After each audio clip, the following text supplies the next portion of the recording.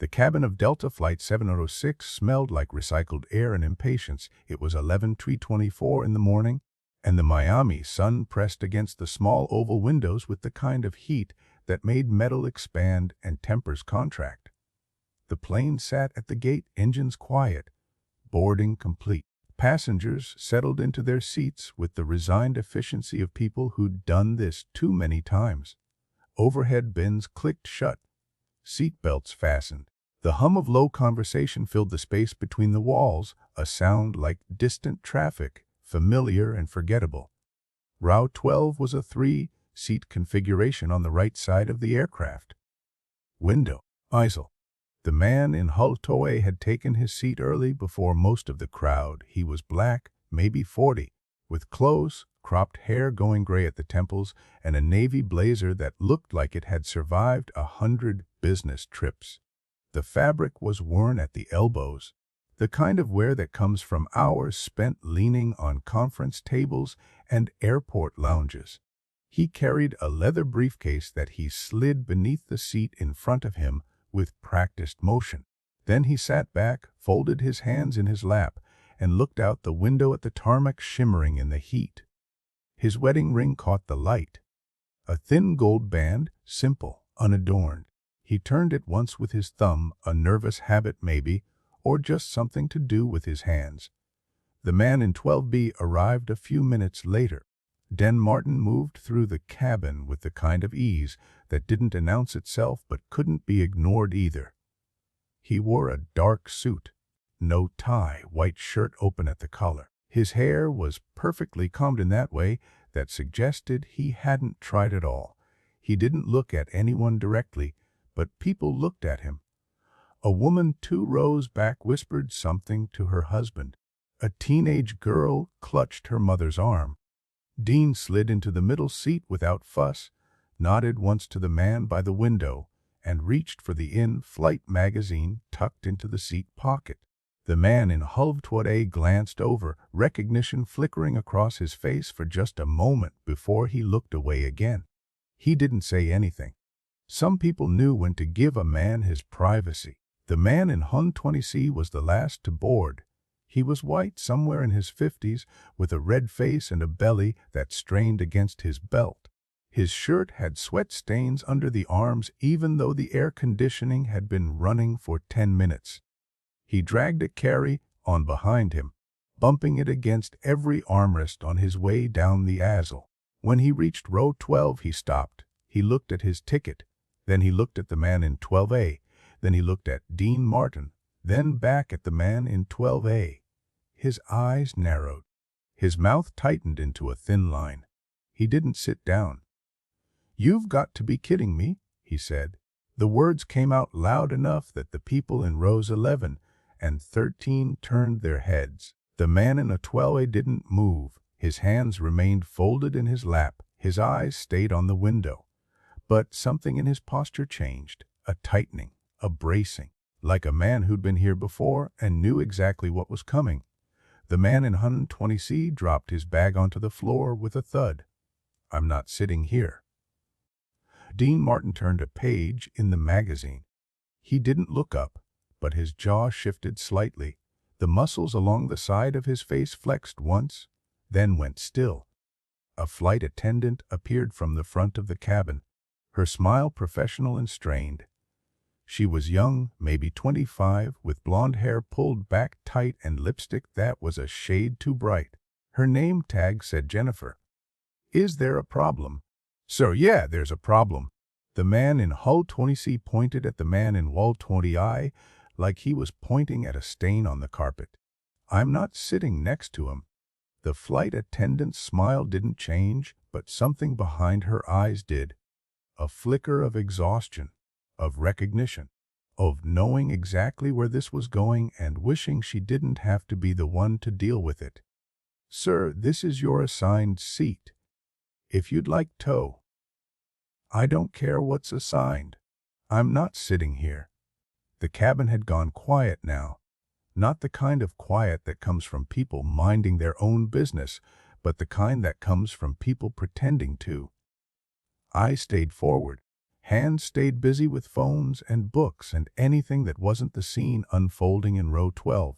But everyone was listening. Everyone knew.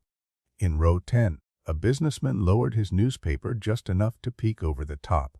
In row 14, a mother pulled her daughter closer and whispered something in her ear. Across the easel, a woman in pearls clutched her purse tighter and stared at the emergency card like it contained the secrets of the universe. The man in Hubble Toye still hadn't moved. His jaw was tight, though. The muscles along the side of his face flexed once, twice, then went still. His breathing was controlled, deliberate, in through the nose, out through the mouth. The kind of breathing you learn when you need to keep yourself from doing something you'll regret.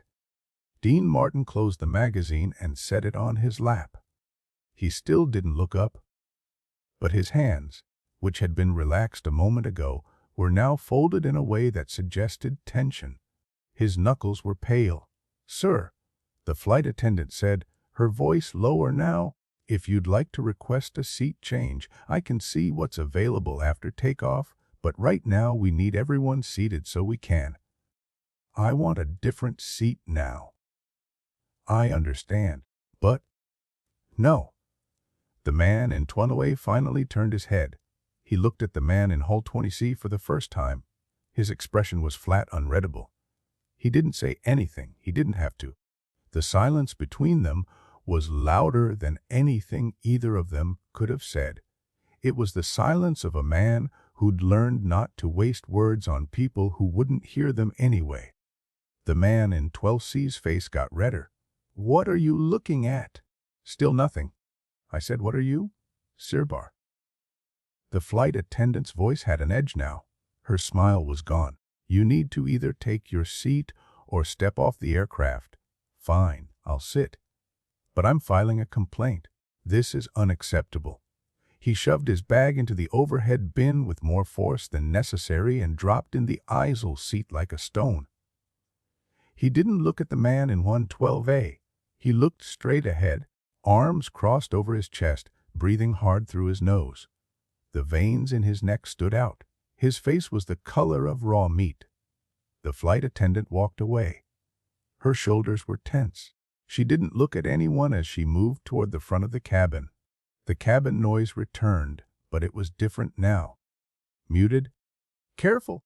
People shifted in their seats and pretended they hadn't seen anything. Conversations resumed in whispers. A baby cried somewhere in the back. A man cuffed. Life went on. Dan Martin opened the magazine again. He turned another page. His expression hadn't changed once. But inside something was turning over. A question forming. A memory surfacing. The man in Hull Toye turned back to the window. His hands were still folded in his lap, but his knuckles had gone pale. He was gripping his own fingers so hard the skin had gone white around the joints. He stared out at the tarmac, at the luggage carts and fuel trucks, and men in orange vests moving through the heat like ants. He didn't see any of it. His mind was somewhere else. Somewhere he'd been before. Too many times before. Now picture yourself inside this plane. Injustice sits right next to you. What would you do? The plane began to taxi. The flight attendant's voice came over the intercom with the usual instructions about seatbelts and oxygen masks and emergency exits. Her voice was steady, professional, like nothing had happened. Like row 12 was just another row. The man in Hun 20C sat rigid in his seat, radiating anger like heat off pavement. He muttered something under his breath. The man in Hun 20 heard it but didn't react. Don Martin turned another page. He still wasn't reading. The words on the page meant nothing. He was listening, paying attention to everything happening around him in a way that like he wasn't paying attention at all. Minutes passed. The plane moved slowly toward the runway. Outside the window, the ground crew in their orange vests waved batons and guided metal birds toward the sky. Inside, the air felt thick, heavy, like the pressure before a storm. The man in Hun 20C shifted in his seat. He pulled out his phone, tapped at it aggressively, then shoved it back in his pocket when the flight attendant walked past and gave him a look. He drummed his fingers on the armrest. The sound was loud in the silence. Tap, tap, tap, tap. Relentless, aggressive. He sighed loud enough for half the cabin to hear. A theatrical sigh, the kind designed to draw attention. He looked over at the man in L28, then away, then back again. "This is ridiculous," he said to no one in particular. The man in Hun-28 didn't respond. He kept his eyes on the window, on the nothing beyond it. Absolutely ridiculous. Still nothing. The man in Hun-20C leaned forward and caught the eye of a woman across the aisle. She was maybe 60, gray hair, reading glasses perched on her nose. "Can you believe this?" He gestured vaguely toward the man in 12A.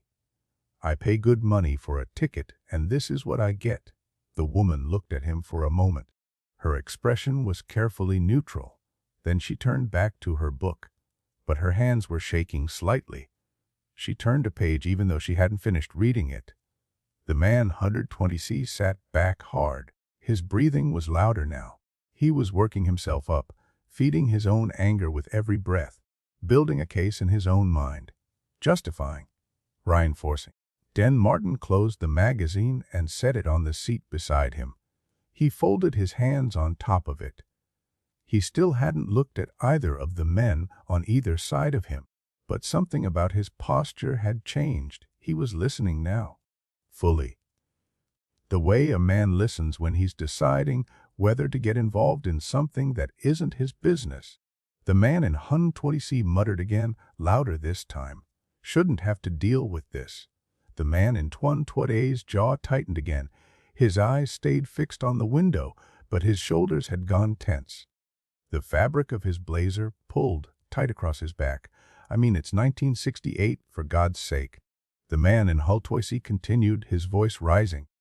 "You'd think people would know their place by now." That's when the air in the cabin changed. It wasn't loud. It wasn't dramatic. But every single person within earshot felt it. The shift, the fracture. The woman with the book stopped reading.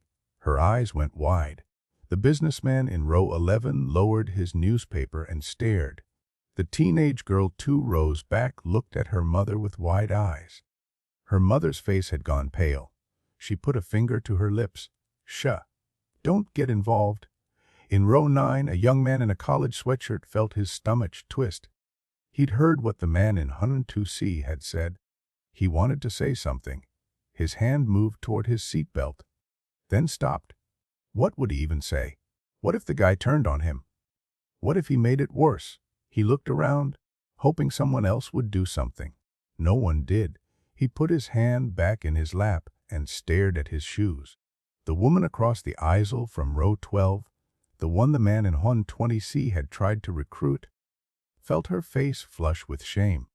She should have said something when he'd spoken to her, should have told him he was wrong. But she just turned away, pretended she hadn't heard. Now it was too late. Wasn't it? She gripped her book tighter and tried to focus on the words. They blurred on the page. The man in Twan-A finally turned his head. He looked at the man in Hun-20C for a long moment. His expression was still unreadable, but something in his eyes had shifted. Not anger, not even hurt. Something older than both. Something that had been there for generations, passed down like a family heirloom no one wanted but everyone carried. "Say that again," the man in Hun-20A said quietly. The man in Hun-20C blinked. "What?"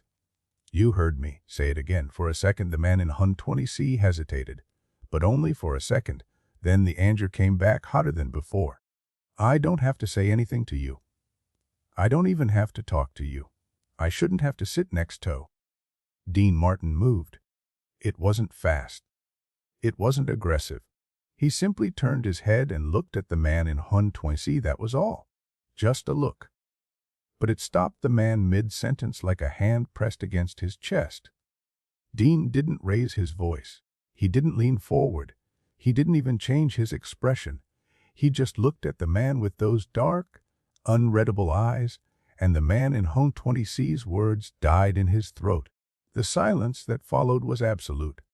Dean Martin had grown up in Steubenville, Ohio, in a house that smelled like his mother's cooking and his father's cigarettes. His father had been a barber, an Italian immigrant who spoke broken English and cut hair for men who sometimes didn't want to shake his hand. Dean remembered the way his father would come home at night, tired in a way that had nothing to do with standing on his feet all day. It was the tiredness of being looked through, of being tolerated, of being just Italian enough to be other. His father never complained, never raised his voice, never made a scene. He just kept cutting hair. Dean had learned early that silence could be a kind of power, not the silence of surrender, but the silence of refusal. The refusal to give someone the reaction they wanted. The refusal to shrink. His father had carried that silence like armor, and Dean had inherited. But he'd also learned that sometimes silence wasn't enough. Sometimes you had to do something with it. Turn it into a weapon. Not a loud one. Not a violent one. Just something sharp enough to cut through the noise and make people see what they were choosing to ignore. He thought about that now, sitting between two men who represented every unspoken tension he'd spent his life navigating. The man by the window, who'd done nothing but exist in a seat he'd paid for. The man by the easel, who couldn't stand that fact. Dean turned his head and looked at the man in Hull 20C, and he waited. The man in Hull 20C opened his mouth, closed it, opened it again. His face was still red, but something else had crept into his expression now. Confusion, maybe even a flicker of fear. He'd expected the man in Hull 20A to respond. He'd expected the flight attendant to come back. He hadn't expected this. This quiet, steady gaze from the man in the middle seat. This refusal to look away. He started. "No," Dean said quietly. "You don't." The man blinked. "Excuse me? You don't get to do this." Dean's voice was calm, even, almost conversational, like he was talking about the weather. "You don't get to sit here and make this man feel like he doesn't belong. You don't get to act like his presence is some kind of insult to you. And you sure as hell don't get to do it while I'm sitting between you." The man in Hull 20C stared at him. "Who do you think you?" "I think I'm someone who's tired of watching people like you make people like him feel small." Dean's eyes didn't leave the man's face. "And I think you're going to sit there quietly for the next 2.5 hours, or you're going to get off this plane. Your choice." The cabin was so quiet you could hear the hum of the engines warming up outside. You could hear the whisper of the air conditioning, the creak of someone shifting in their seat 3 rows back. The man in 20C's face went from red to purple. "You can't tell me what to." "I'm not telling you anything," Dean said. "I'm giving you a choice. Sit quietly or leave. But what you're not going to do is keep this up." The man in Hull 20C looked around the cabin like he was searching for support, for someone to back him up, for someone to tell him he was right. No one met his eyes. The woman across the aisle was staring at her book, her face burning with shame. The businessman in row 11 had disappeared behind his newspaper. The young man in the college sweatshirt was staring at his shoes like they were the most interesting thing in the world. The mother 2 rows back had pulled her daughter close and turned away. Even the flight attendant, standing near the front of the cabin, had turned her back. He was alone, and he was just starting to understand it. His eyes darted from face to face looking for something. Sympathy. A greeny thing. But all he found was avoidance. People who moments ago had been silent witnesses were now actively looking away, rejecting him, not the man in Hull 20A. Him. The college kid in row 9 felt his chest tighten. He'd watched the whole thing. He'd done nothing. And now this stranger, this entertainer he'd seen on TV, had done what he should have done. The shame of it sat in his stomach like a stone. The woman with the book couldn't look up, couldn't meet anyone's eyes. She kept thinking about what the man in Hull 20C had said to her. "Can you believe this?" And she'd just turned away. She'd chosen comfort over courage. She'd chosen silence. Be honest about what you've watched so far. Would you really speak up? Or would you say, "I wish I had" later? The man in Hun-20C sat back in his seat. He crossed his arms again, but the fight had gone out of him. He stared straight ahead, jaw working, but said nothing. His breathing was still heavy, but it was different now. Not angry. Something closer to defeated. He'd expected the cabin to be on his side. He'd expected silent agreement, the kind that came from people who thought like him but were too polite to say it out loud. Instead, he'd found nothing. No one would look at him. No one would back him up. He was the problem now. Dunmartin turned back to the magazine on his lap. He opened it to a random page and stared at it without reading. His hands were steady, but his heart was pounding. He could feel it in his chest, in his throat. He'd just stepped into something he couldn't step out of. And now he was wondering if he'd done the right thing. Had he helped? Or had he just made it worse? The man in Hull 20A hadn't asked for his help, hadn't looked at him, hadn't said a word. What if he'd just wanted to be left alone? What if Dean had turned him into a symbol, a cause, when all he'd wanted was to get to New York without incident? The questions circled in Dean's mind like vultures. But when he glanced over, just for a second, he saw the man in 12A's shoulders had relaxed, just slightly. And that was something. The man in Hull 20A was still looking out the window, but his shoulders had relaxed. His hands were no longer pale. The grip he'd had on his own fingers had loosened. He wasn't looking at Dean, wasn't acknowledging what had just happened. But after a moment, he turned his head slightly and looked at Dean. Dean didn't look back, but he nodded once, just once. The man in Hull 20A nodded too, and in that small exchange something passed between them. Not gratitude. Not exactly. Something more complicated. An acknowledgement. A shared understanding that what had just happened wasn't simple and never would be. The plane began to move faster. The engines roared. The cabin tilted back as the nose lifted and the ground fell away beneath them. Miami disappeared below, replaced by clouds and sky and the endless blue that looked the same no matter where you were from or what you looked like.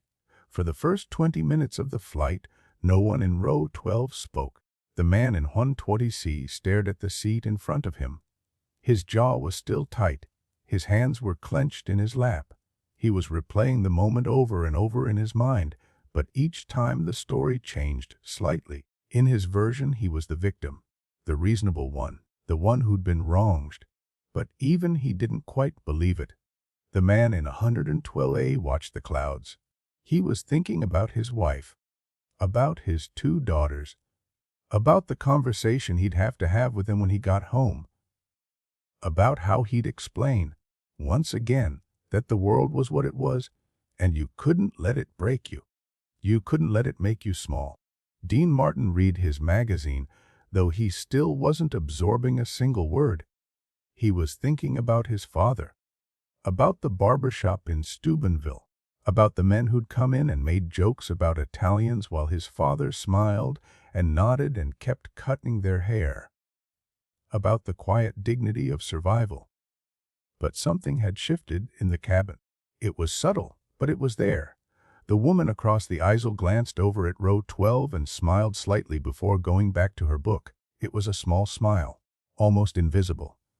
But it was there. An apology, maybe, or an acknowledgement. The businessman in row 11 lowered his paper and looked at Dean for a long moment, then gave a small nod of acknowledgement. The college kid in row 9 looked over, his face still flushed with shame, and mouthed the words, "Thank you," even though Dean wasn't looking. People had seen what happened, and they were seeing it differently now. About 40 minutes into the flight attendant came by with the drink cart. She stopped at row 12 and looked at the 3 men. Her smile was cautious. "Anything to drink, gentlemen?" The man in 12C shook his head without looking at her.